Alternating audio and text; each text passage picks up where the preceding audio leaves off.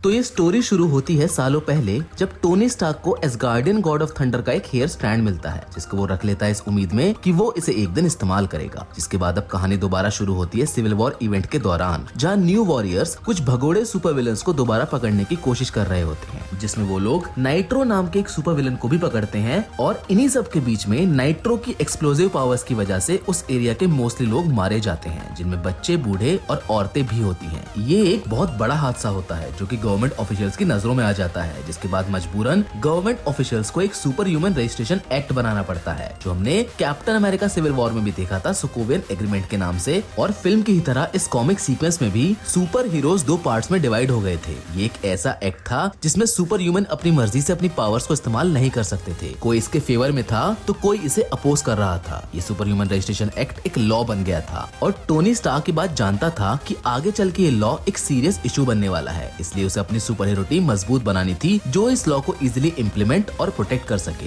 जिसके लिए वो उसी थॉर के हेयर स्टैंड का इस्तेमाल करता है। उससे वो थॉर का डीएनए एक्सट्रैक्ट करता है, जिसके बाद मिस्टर फैंटास्टिक, टोनी स्टार्क और हैंक पिम मिलके थॉर का क्लोन बनाते हैं, जिसके लिए टोनी साइबरनेटिक टेक्नोलॉजी का इस्तेमाल करता है और थॉर के डीएनए को स्टार्क इंडस्ट्रीज की टेक्नोलॉजी के साथ फ्यूज कर देता है। अब टोनी की टीम साइबोर्ग थॉर के आने से काफी पावरफुल हो गई थी, इसलिए pro registration group anti registration, जो खुद को सीक्रेट अवेंजर्स भी बुलाते थे, उन्हें पकड़ने के लिए एक ट्रैप तैयार करता है। वैसे इन दोनों ग्रुप्स का सिविल वॉर इवेंट में पहले भी सामना हो चुका था, जिसमें पिछली बार सीक्रेट अवेंजर्स भागने में कामयाब हो गए थे, लेकिन इस बार उनके साथ साइबोर्ग थॉर था, जिसके पास एक मैकेनिकल हैमर भी था। इसी फाइट सीक्वेंस के दौरान जब सीक्रेट अवेंजर्स भागने की कोशिश कर रहे होते हैं, तो थॉर अपने मैकेनिकल हैमर से लाइटनिंग को इस्तेमाल करके गोलायत नाम के सुपर हीरो को मार देता है। सभी ब्रूटैलिटी देखकर हैरान हो जाते हैं, क्योंकि इन द एंड सबका मिशन उन्हें बस पकड़ना होता है, ना कि उन्हें मारना। लेकिन साइबोर्ग थॉर गोलायत को मार देता है। क्लोन थॉर अपना असॉल्ट और ज्यादा बढ़ा देता है, लेकिन इनविजिबल वुमन की वजह से सीक्रेट अवेंजर्स वहां से भागने में कामयाब हो जाते हैं। क्लोन थॉर की ब्रूटैलिटी को देखकर उसे शट डाउन कर दिया जाता है और वापस बेस ले जाया जाता है, जहां पर टोनी स्टार्क को एक चौंकाने वाली बात पता चलती है कि हैंक पिम, जिन्होंने उनका साथ इस क्लोन थॉर को बनाने में दिया था, दरअसल में वो एक स्क्रल इम्पोस्टर है, जिसकी वजह से ये वर्जन करप्ट हो गया था। लेकिन थॉर का क्लोन वर्जन दरअसल में खुद को ओरिजिनल थॉर समझता था, जो खुद को 9 रियाम्स का प्रोटेक्टर मानता था। सिविल वॉर इवेंट के फाइनल बैटल में भी उसने इसी गलतफहमी की वजह से काफी सुपर हीरोज को नुकसान पहुंचाया था, जिसमें सूजन स्टॉर्म, ऑरोरा मुनरो और कैप्टन मार्वल शामिल थे। लेकिन इससे पहले इस बार वो किसी को मारता, हरक्यूलिस बीच में आके उसे डिस्ट्रॉय कर देता है। लेकिन ये कहानी यहीं खत्म नहीं होती है। ये कहानी पहुंचती है कैंप हैमंड में, जहां इस बार ये क्लोन एक इविल साइंटिस्ट बैरन वॉन के हाथ लग जाता है, जहां पर एक बार फिर से थॉर क्लोन को रिपेयर किया जाता है और बहुत ही प्रिकॉशन के साथ दोबारा स्टार्ट किया जाता है। जैसे ही क्लोन थॉर एक्टिवेट होता है, वो दोबारा मैकेनिकल हैमर का पोजीशन ले लेता है और खुद को फिर से एक बार थॉर समझने लगता है, जिस पर बैरन वॉन उसको समझाने की कोशिश करता है कि वो ओरिजिनल थॉर नहीं है, बल्कि वो उसका क्लोन है। लेकिन साइबोर्ग थॉर, जो अब रैग्नारॉक बन चुका था, इस बात से नाराज हो जाता है और बैरन वॉन पर अटैक कर देता है। बैरन वॉन, जो कि एक इविल साइंटिस्ट है, इस अटैक में मरते मरते बचता है। वो एक बार फिर से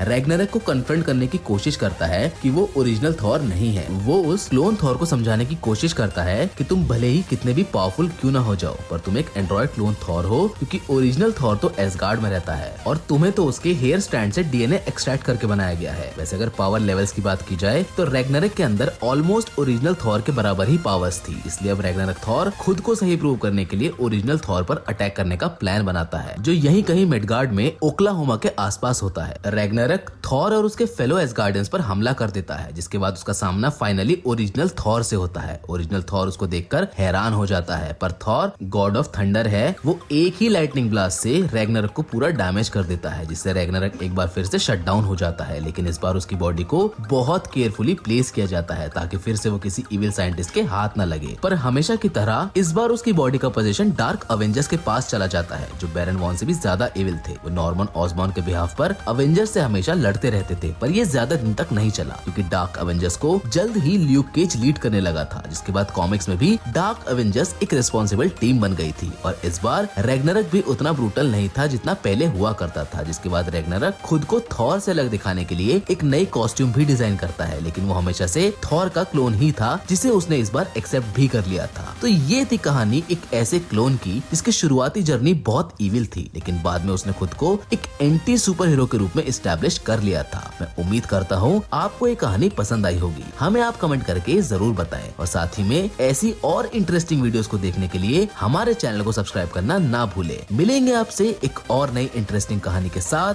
टिल देन, गुड बाय।